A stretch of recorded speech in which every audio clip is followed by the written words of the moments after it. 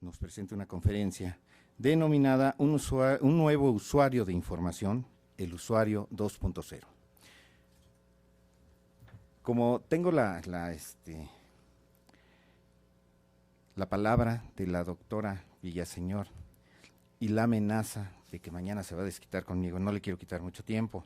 Entonces, todos ustedes saben que ella es doctora en Ciencias de la Información, es profesora titular en la Facultad de Ciencias de la Documentación de la Universidad Complutense de Madrid, es secretaria académica del Departamento de Biblioteconomía y Documentación en esta misma universidad.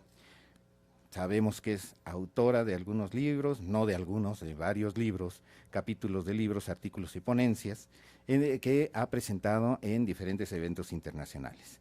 Bien, y su tema de investigación es estudios de usuarios de información. Por lo tanto, creo que su conferencia va a ser muy interesante, pónganle mucha atención. Si tienen alguna pregunta, alguna observación, algún comentario, alguna duda, por favor, vayan anotándolas para que al final, si todavía hay tiempo, si es que nos deja tiempo la doctora, ¿sí?, y nos da su autorización, podamos hacerle estas preguntas y estos comentarios. Doctora, tiene usted la palabra.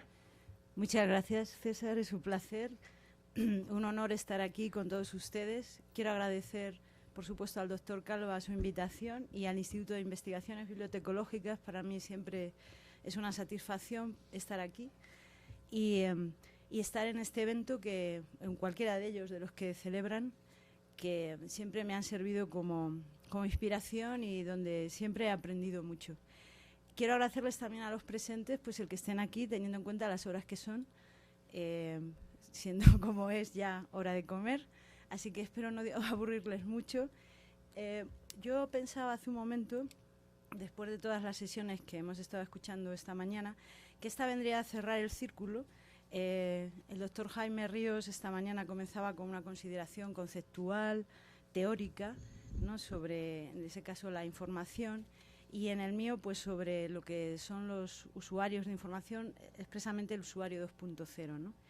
Lo que me ha guiado fundamentalmente en la elaboración de esta presentación ha sido una reflexión, ¿no?, sobre un nuevo individuo, un nuevo usuario de información que participa de una nueva cultura, ya se la denomina como cultura 2.0, y se la ha caracterizado ya en muchos ámbitos, en la que todos vivimos inmersos y en la que se dan cita sujetos que cuentan con unas características diferentes a las de épocas anteriores. Por otra parte, también me ha guiado en esta presentación la necesidad, desde el ámbito de la bibliotecología y la documentación, de dar cuenta de las necesidades y comportamientos informativos de estos individuos, de este nuevo individuo, indagando sobre todo las metodologías que se puedan considerar como más apropiadas para su estudio. Esta exposición viene a ser una recapitulación realmente de lo que se ha podido investigar o lo que he podido investigar hasta el momento, al amparo de ese proyecto PAPIT del que se hablaba al comienzo de esta mañana, de Usuarios 2.0 de la información audiovisual y textual, que desde el año 2011 pues venimos desarrollando profesores de diferentes instituciones y países, guiados por lo que se ha dado en llamar, como les digo, el usuario 2.0. Mi interés hasta el momento se ha centrado en conocer el contexto de ese usuario, el entorno, ese entorno en el que se desenvuelve, para fundamentalmente determinar sus características esenciales y también la variedad posible de tipos existentes de usuarios 2.0. De forma que lo que a mí realmente me ha interesado, por eso le decía que esta presentación era un tanto conceptual, teórica, es conocer en qué ámbito se desenvuelve ese usuario, ¿no? Y lo he hecho a partir fundamentalmente de fuentes documentales. Quiero decir con esto que no hay detrás de estas palabras un estudio de campo, sino lecturas, ¿no?, bibliografía, consultando sobre todo bibliografía de otras disciplinas diferentes a la nuestra, disciplinas como la sociología, la antropología, el marketing, la comunicación, que son disciplinas en las que considero que, al menos en estos años en que he investigado este asunto, pues han sido pioneras en adentrarse en el conocimiento de este nuevo individuo. Por tanto, como les decía, nuestro acercamiento a él no es a partir de estudios de campo, pero sí debo decirles que en estos años, esto es desde el año 2011, he podido advertir ciertos cambios respecto a este asunto, ¿no? Por ejemplo, parece ser que se ha acuñado el término Ya todos hablamos de, por supuesto, web 2.0, pero ya también de usuario 2.0. Ustedes buscan en Google y encuentran información tecleando usuario 2.0 y también de alguna manera se ha aclarado el concepto. Aunque debo decirles con respecto a este asunto que los escasos estudios de campo que se han hecho en otros ámbitos, no el de la bibliotecología, pues han revelado que existe cierta línea divisoria entre lo que es el acercamiento conceptual y teórico y la práctica. Les pongo un ejemplo. En un estudio que se hizo en España en el año 2013, con 351 estudiantes españoles de niveles y centros educativos diferentes, para conocer qué conocimiento conceptual tenían respecto a lo que podríamos llamar lo 2.0, pues de todos ellos, tan solo una tercera parte, no tienen ningún conocimiento conceptual sobre lo que es la web 2.0. Había otra tercera parte que posee un conocimiento escaso o limitado, y el resto sí contaba con cierto conocimiento suficiente, e incluso hasta elevado, en muy pocos casos, sobre lo que era la web. Se les preguntaba sobre la web 2.0. Entonces, lo curioso que se da, y por eso les traía este ejemplo, me he pasado, esta no la he pasado, pero es lo que les estaba contando. Bueno, lo curioso es que, como ven, tenemos usuarios, es decir, usan, pero se desconocen los términos, los conceptos que se manejan en el ámbito teórico y académico, ¿no? Pero no solo entre los estudiantes españoles de distintos niveles educativos, sino también en otros ámbitos, ¿no? Bueno, es evidente que nos encontramos ante una nueva sociedad y un nuevo individuo, ¿no? Desde hace tiempo esta nueva sociedad ha venido a llamarse sociedad de la información y el conocimiento. El papel desempeñado por las tecnologías de la información ha sido su principal valedor.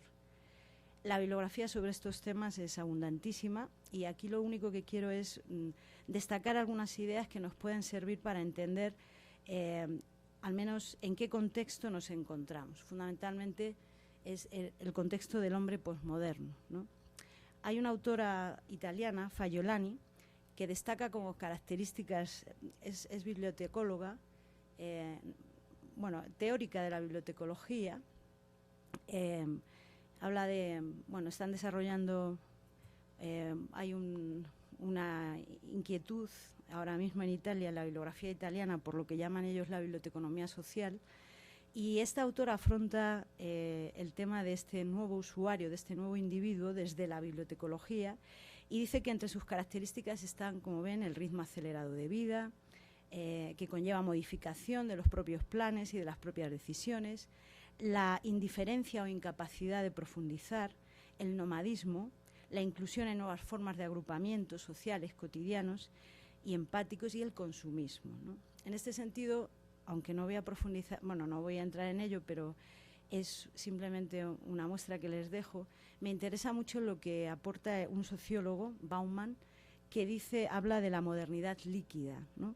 Dice, lo llama así a la fase actual de la historia de la modernidad, ¿no? Que según él, los líquidos no conservan fácilmente su forma, no se fijan al espacio ni al tiempo. La fluidez, la liquidez son utilizadas como metáforas para entender, para aprender la naturaleza en la que vivimos, ¿no? Junto con esto, como ven, son ideas que les voy lanzando, que he ido acumulando, y por eso les decía que era una reflexión, que es una reflexión que no se acaba aquí, sino que sigue. Pues también quería ponerles en conocimiento que son muchas las etiquetas que han ido surgiendo, sobre todo, como les digo, en el ámbito de la sociología, para denominar y caracterizar distintas generaciones que conviven hoy en día, ¿no? Hay tres autores, Hernández, Ramírez y Casani, que hablan de las generaciones del cambio del milenio, todos ellos jóvenes, ¿no? Utilizando distintos tipos de etiquetas, ¿no? Tienen algunos nombres: generación Einstein, Net o Red, generación Google, generación 2.0, generación Wii o Next Generation, ¿no? De todas ellas, aunque tienen particularidades, fundamentalmente la edad, o sea, la fecha en que nacieron, porque los sociólogos distinguen para cada una de ellas nacidos entre tal fecha y demás, pero sí es cierto que parece que todos tienen en común, todos estos jóvenes, algunos de ellos los tenemos aquí, algunos rasgos en común, como les decía. Han nacido en tiempos de bienestar y desarrollo, con grandes avances tecnológicos. Son más despiertos, rápidos y sociales, son multiculturales, aunque en el espacio virtual. Aparentan ser más distantes o despegados. Interactúan con la tecnología sin esfuerzo y sin miedo, porque han nacido y crecido con ella. Están acostumbrados a recibir información cuando la quieren y cuando la necesitan. Se mueven habitualmente en el código abierto y la colaboración participativa en línea, pudiendo llegar a tener un gran impacto y a determinar cambios de comportamiento fuera y dentro de la red. Según estos autores, se da la paradoja de que, y cito a los autores, mientras por un lado la tecnología fomenta el individualismo, esto es, la interacción solo con la máquina, por otro se promueve la comunicación y colaboración con otros internautas, generando así un individualismo colectivo, que es una forma totalmente nueva en la sociedad, como forma predominante de relación social. Hay un autor que publicó recientemente, pues yo creo que fue el año pasado, en un diario español, que se llama Sánchez, dedica un reportaje a hablar de lo que él llama la generación Y, ¿no?, o generación del milenio. Dice, aunque a estos jóvenes, y le cito, se los define, y no quiero que se sientan insultados, se les define como por su adicción a la tecnología, su tendencia a la vagancia, su narcisismo, son los mismos que están inventando las nuevas formas de trabajar, producir y consumir que revolucionarán el modelo económico-social. Bueno, estos son algunos datos referidos a lo que es el nuevo individuo, esta nueva sociedad y este nuevo individuo con el que nos encontramos. A continuación les voy a dar algunos datos, algunos rasgos que yo considero como característicos detectados, como les indico ahí, del usuario 2.0, ¿no? La expansión de Internet y el uso de las nuevas tecnologías de la información ha permitido el desarrollo de un fenómeno de carácter tecnosocial, donde lo social y lo tecnológico se interrelacionan muy estrechamente, influyendo lo uno en lo otro y determinando lo uno sobre lo otro. Se trata de un contexto, un entorno en el que sus habitantes, los habitantes de esta web 2.0, gozan de unas características que les hace ser objeto de estudio por parte de la comunidad bibliotecológica, porque son usuarios de información. Participan de una cultura, como les decía, la cultura 2.0, que aprovechando la democratización, la popularización de las nuevas tecnologías, se fundamenta en una nueva concepción social del ser humano, que tiene que ver, y esto es lo que yo creo que es importante de lo 2.0, con el deseo de compartir, estar informado, comunicarse y tener presencia en la web. No es tanto el uso de las tecnologías, sino el uso de las tecnologías para esto, ¿no? Es decir, aquí se han estado hablando de centros donde se utilizan herramientas web 2.0 o se van a utilizar, pero yo creo que el espíritu es este, ¿no?, fundamentalmente. Lo 2.0 significa no solo una mejoría de carácter técnico con respecto a la versión anterior de la web, la 1.0, sino también un nuevo estilo de vida donde prima lo social. El usuario 2.0 desarrolla nuevos usos sociales y nuevas formas de comunicación, fomentando la libre circulación de información, la colaboración, el intercambio de conocimientos a través, eso sí, de estas tecnologías que ya no están solo en manos de expertos, ¿no?, están en manos de todos, bueno, de casi todos. Se enriquece, eso sí, este usuario con los contenidos generados por otros usuarios y también se enriquece obsequiando los contenidos generados por él. Se siente feliz. Su presencia en Internet cada vez es más frecuente y numerosa y su tipología, luego les voy a mostrar algunas clasificaciones, muy variada. Este usuario utiliza con mayor o menor habilidad todos los recursos técnicos nacidos en este entorno cambiante, innovando e involucrándose en el desarrollo, ¿no? Algunos de estos recursos, bueno, algunos se han denominado aquí, se ha hablado de ellos, los foros de discusión, de mensaje, de opinión, los blogs, los portales web, el correo electrónico, los grupos de noticias, los chats, los mundos virtuales, las wikis, las redes sociales, se destacaba ahí, porque es la herramienta que yo considero que es fundamental para este usuario, ¿no? Son herramientas y servicios diseñados y difundidos para animar a la participación, al intercambio libre y gratuito de información. Complejos, aunque intuitivos y en muchos casos fáciles de usar. De todos ellos, como les decía, cabe destacar el de las redes sociales. el usuario 2.0 entiende las relaciones sociales de forma diferente porque se encuentra imbuido en un contexto marcadamente tecnológico que le permite crear, aportar, difundir, compartir y colaborar. No importa tanto lo que sabe o deja de saber, sino cómo lo comunica en su afán por contribuir a la generación de conocimiento colectivo. Se trata de un usuario que actúa siendo él quien tiene la capacidad de elegir entre la diversidad de posibilidades que existen. Esto es muy importante, la libertad, ¿no? Es un usuario que aporta, crea, informa, difunde y también se constituye en una parte de un todo que le afecta, con el que está vinculado, su comunidad, ¿no? O sea, de alguna manera pierde su individualidad hasta el punto de dejarse influir consciente o inconscientemente por las opiniones, informaciones o acciones que aportan los demás en un contagio que posibilitan, por ejemplo, las redes sociales, al jugar un importante papel en la propagación de emociones, ¿no? Se trata de un usuario que forma parte de una o varias comunidades porque es un ser sociable y se reconoce como individuo en la sociedad, deseando interactuar para satisfacer sus necesidades o llevar a cabo roles específicos, compartiendo un proyecto determinado que constituye la razón de ser de su grupo, se siente parte de un grupo, utilizando, por supuesto, una tecnología que le facilita ese propósito y actuando en un ámbito que siente como propio y al que pertenece.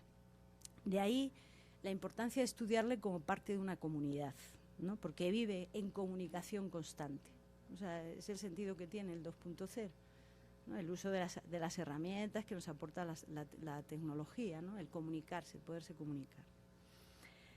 Bueno, ahora les voy a mostrar brevemente como curiosidad algunas clasificaciones que se pueden encontrar fácilmente, como les comentaba antes, tecleando usuario 2.0 en Google, ¿no? Es decir, que hay algunas clasificaciones, curiosas, ¿no? Esta de una catalana que se llama Dolores Reig, que toma de una organización que se llama Organización Reguladora Independiente para las Industrias de la Comunicación en Reino Unido, Ofcom, ¿no? Esas son las siglas. Son clasificaciones, muchas de ellas referidas a usuarios de redes sociales, ¿no? Por eso he puesto entre paréntesis redes sociales, ¿no? Entonces, esta clasificación, ella la dio a conocer en España, en una publicación española, online, claro está, pero recoge lo que dice esta organización, ¿no? Por ejemplo, habla de los alpha socializer, que son personas que usan los sitios sociales en intensos y cortos periodos de tiempo, fundamentalmente para filtrear, conocer gente nueva o entretenerse, ¿no? O los buscadores de atención, personas que buscan la atención y los comentarios de los demás, posteando fotos y personalizando sus perfiles. Seguidores, que son personas que se unen a sitios sociales para estar al día de las actividades de sus contactos en la vida real. Fieles, personas que usan las redes sociales para recuperar amistades. O funcionales, personas que tienden a usar los sitios de redes sociales con un único objetivo puntual, ¿no? Luego están los no usuarios. Dirán, entonces no son usuarios 2.0, sí lo son. Son personas que no utilizan fundamentalmente, con tanta fuerza, ¿no? y hábito estos recursos. Entonces ya se distinguen distintos grupos, ¿no? Dependiendo de las razones que arguyen para no utilizar, por ejemplo, las redes sociales. Un ejemplo soy yo, ¿no? Yo no utilizo redes sociales, a pesar que el doctor Calva se empeña desde hace ya tiempo que esté en Facebook, pero no las utilizo. Mi razón está entre estas que les voy a decir, ¿no? No voy a decir cuál, pero unos dicen que no las utilizan porque les preocupa la seguridad, ¿no? Otros por la poca experiencia técnica o por motivos intelectuales, al suponer que las redes sociales son una pérdida de tiempo, ¿no? Es una posible clasificación. Hay otros autores que son antropólogos, estos hablan del concepto de la tribu, que a mí siempre me ha gustado mucho, y consideran la red como nuestro territorio, nuestra aldea global, ¿no? Afirman que los usuarios son la tribu, y una tribu con unas características irrepetibles, ya que un mismo usuario suele tener una identidad en cada escenario, en su vida física y en su vida virtual. Cada usuario tiene un rol, su función y una función en este espacio virtual. Para poder comprender de forma amplia y globalizada esta tribu, se tendrán en cuenta no solo a los que están integrados en las nuevas tecnologías, sino aquellos que por una u otra razón se han ido quedando al margen. Todos estamos dentro, ellos dicen, somos aborígenes digitales. La diferencia es que unos controlan este medio y otros no. Entre los excluidos y los integrados se abre la brecha digital, ya saben, ¿no? Desigualdades económicas, sociales, personales. Y entonces ellos hacen esta distinción, bueno, no es de ellos, la retoman al hilo de esto que les estaba comentando, y dice, existe una gran variedad de pobladores en esta aldea. Están los nativos digitales, hace un momento se refería a ellos una de las ponentes, ¿no?, que han nacido en un entorno ya tecnificado, los inmigrantes digitales, entre los que me encuentro, que han conocido la época previa y se han ido introduciendo en la sociedad red a medida que las tecnologías iban llegando a sus vidas. Y bueno, los fóbicos sociales, que es un concepto muy interesante que se refiere a aquellos usuarios encerrados en sus cuatro paredes que tienen como única ventana al mundo la red de redes, con la que tienen la posibilidad de explorar, construir, reconstruir y jugar con distintas identidades, crear identidad, esconderse detrás de un rol. Entonces, para estos usuarios no hay un perfil único. Cualquier persona, independientemente de su edad, sexo, nivel económico o sociocultural, puede padecer lo que ellos llaman un trastorno, este trastorno, ¿no?, la fobia. Bueno, Rautenstrauch habla también de... Este es comunicólogo, bueno, más que comunicólogo, es experto en marketing, hace estudios de mercado y refiriéndose a los usuarios en medios sociales, pues hace esta distinción. Creador, que publica en una web, mantiene un blog, publica vídeos y música o artículos que ha creado. Conversador, que actualiza sus estados en redes sociales y publica en Twitter. Crítico, que comenta en otros blogs o foros, publica análisis de productos, servicios, contribuye a escribir, editar artículos en wikis. Coleccionista, que usa fuentes RSS, vota por páginas web y etiqueta páginas y foros. Participativo, que tiene perfiles en redes sociales y los mantiene. Espectador, que lee blogs, escucha podcasts, ve vídeos de otros, lee foros, análisis de productos que han hecho otros y demás. Y el inactivo, que no hace nada de todo esto. Está y estará seguramente en una red y demás, pero no hace nada, ¿no?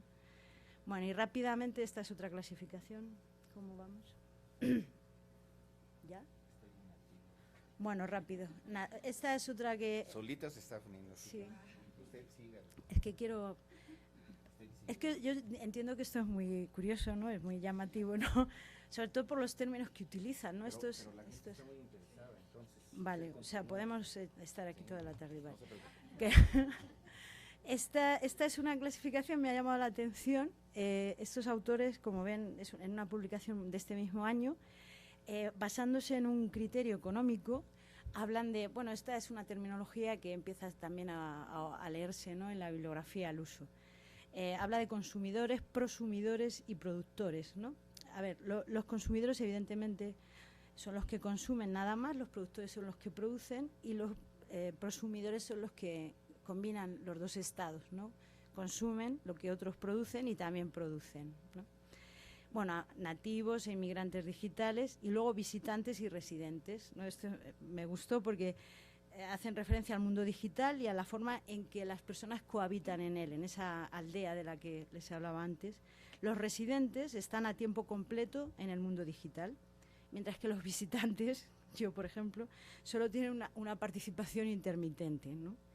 A diferencia de la categorización anterior de nativos e inmigrantes digitales, en este enfoque la edad no es determinante, en el segundo sí, ¿no? Es decir, pueden existir residentes de mayor edad y visitantes jóvenes, dicen, ¿no? Bueno, ahora ya voy a dejarla porque podríamos considerar otros criterios para clasificar, esto es solo una muestra. Yo intenté hacer en una ocasión una tipología de usuarios de información, mis colegas del seminario de usuarios lo saben, y acabé diciendo que era imposible hacerla, así que no pretendo hacer una clasificación de usuarios 2.0, era solo mostrarles algunas que ya existen, ¿no?, en la web, o sea que las podemos encontrar ahí y que me han parecido curiosas, ¿no? Y bueno, para acabar, claro, me preocupa les decía, yo me estoy acercando a este usuario a partir por supuesto, de las lecturas que hago, no de un trabajo de campo, porque quiero conocer lo que les caracteriza, cómo son, pero yo creo que hay que dar el paso, ¿no?, y lanzarse a estudiarlos con trabajos de campo, ¿no?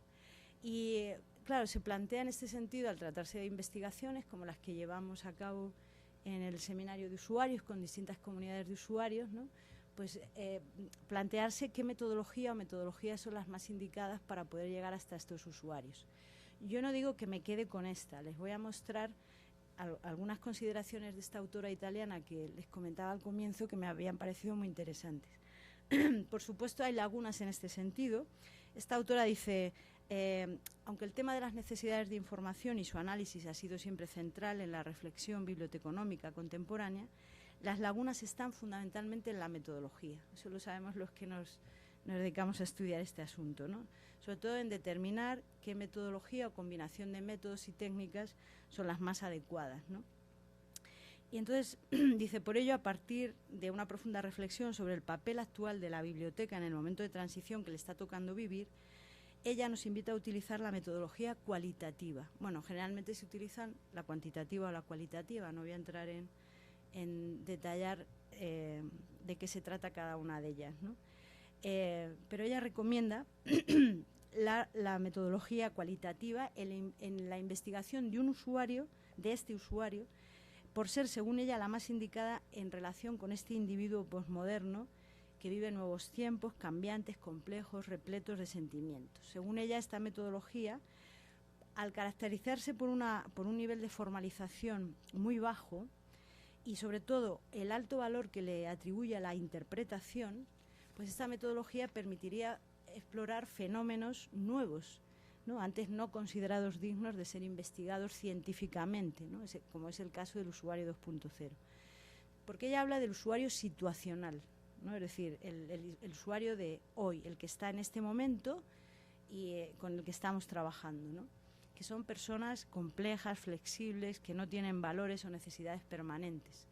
Y considera que esta podría ser una metodología adecuada, aunque acaba diciendo que no de uso exclusivo. Es decir, podríamos combinar perfectamente la cuantitativa, esto es, técnicas como la encuesta, ¿no?, con la cualitativa, que es lo que a veces hemos llegado a esa conclusión, ¿no?, el combinar pues una entrevista con un cuestionario, ¿no? Entonces, algunas de las aportaciones que esta autora cree que ofrece esta metodología, la cualitativa, pues son estas, ¿no? La capacidad de profundizar en fenómenos nuevos, como les decía, de tener en cuenta el contexto de referencia y de poner al usuario en el centro de la investigación, porque con esta metodología lo individualizamos, por decirlo de alguna manera, para convertirlo en el fin que mueve las acciones en la biblioteca y al mismo tiempo el medio del conocimiento en cuanto parte integrante del sistema y agente protagonista de una realidad socialmente construida y no objetivamente dada. Esta es una metodología que ha empezado a interesar fundamentalmente en los últimos años, desde que empezara a desarrollarse, como no, en Estados Unidos a comienzos del siglo XX, y bueno, es una metodología de investigación transdisciplinar y, por supuesto, que se puede complementar con la cuantitativa. Voy a pasar por alto yo solo un ejemplo, el caso español. En todas mis revisiones bibliográficas que he hecho de los estudios de usuarios que se han publicado en España y que muchos de ustedes conocen ya porque me han sufrido en otras ocasiones, yo he hecho un estudio de todo lo que se ha publicado en España, estudios de usuarios que se han publicado en España desde el año 93 hasta el año 2013, ¿no? Tanto estudios concretos, es decir, prácticos, como estudios teóricos, ¿no?, en revistas y en actas de congresos.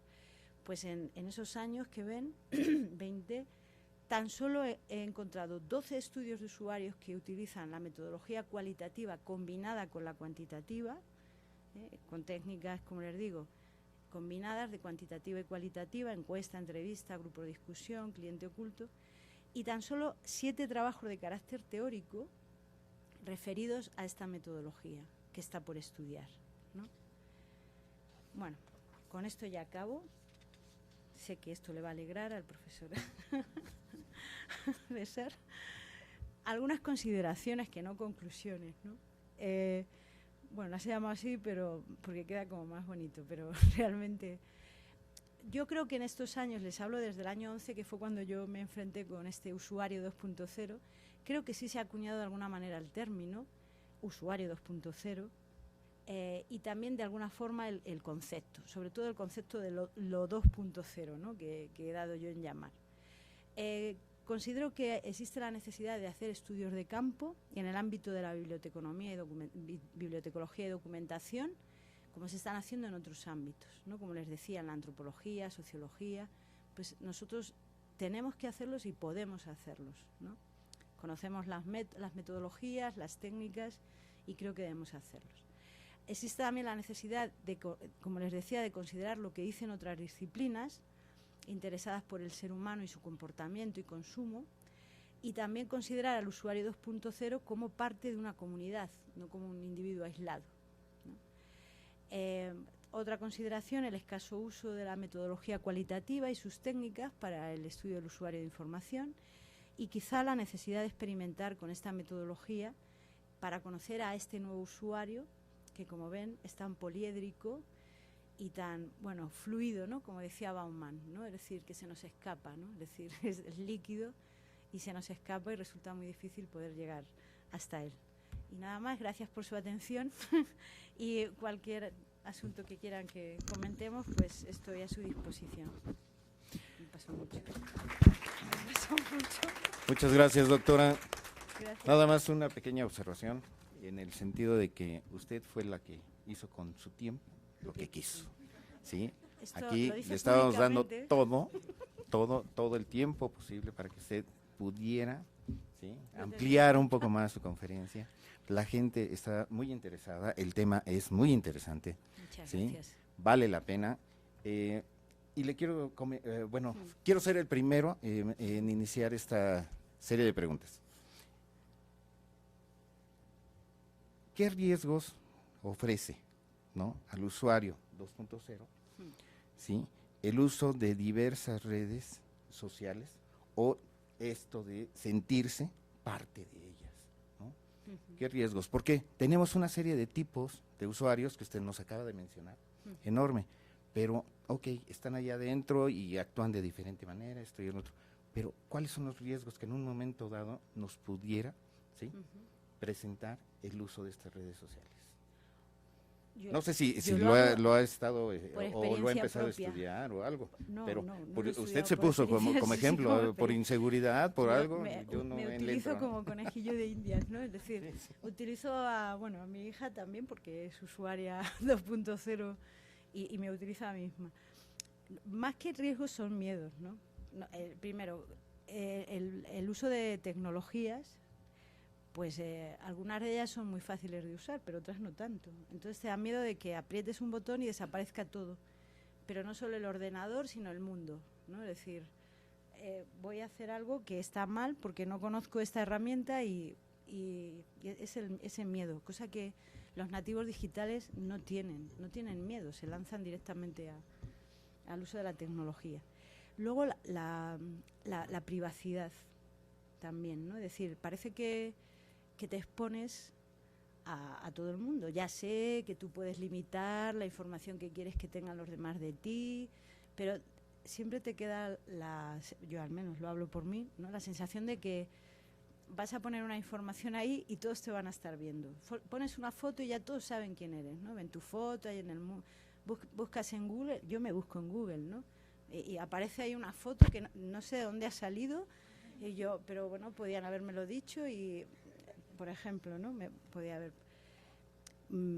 Luego también, sobre todo hablando de redes sociales, porque luego hay herramientas de la 2.0 que utilizamos todos con mucha normalidad, ¿no? La dependencia, ¿no? Por ejemplo, yo me confieso casi una adicta, no todavía adicta, del correo electrónico. No, y además tiene cara de adicta, ¿no? Sí. Todavía no lo soy. La adicción, la adicción. A mí me preocupa la adicción, ¿no? Es decir, el formar parte de eso, de una red social, ¿no? Y estar todo el día ahí, porque no sé si ustedes utilizan ese término, yo soy muy cotilla, ¿no? Es decir, me gusta saber de los demás, hablar con los demás, entonces voy a estar todo el día ahí perdida, el no poder controlar el tiempo que yo pueda dedicar al uso de, por ejemplo, eso, de una red social, ¿no? Vamos, no lo he estudiado y seguro que hay estudios ya científicos por parte de psicólogos seguramente, ¿no?, sobre el tema. Yo hablo de mi propia experiencia, ¿no? Muy bien. Esto fue un preámbulo para que ustedes fueran anotándose, para ver si tienen alguna observación, alguna pregunta. Adelante, doctor. Su nombre, por favor.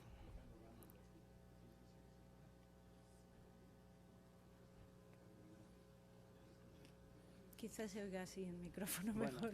Bueno, fuerte. Para la grabación. Ya. Bueno, Ya. Sí, muchas gracias. Al igual que el doctor César coincido, fue una ponencia extraordinaria, muy interesante los temas que toma en cuenta.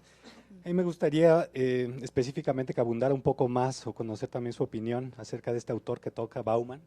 Bauman es un crítico social y crítico de lo que está pasando en la actualidad, bueno, de lo que pasaba. Él, hasta donde conozco, murió hace un par de años. Pero él tiene este libro que cita usted, de la modernidad líquida, es parte de una triada. Sí. En la sociedad líquida, el amor líquido y precisamente también la modernidad líquida, ¿no?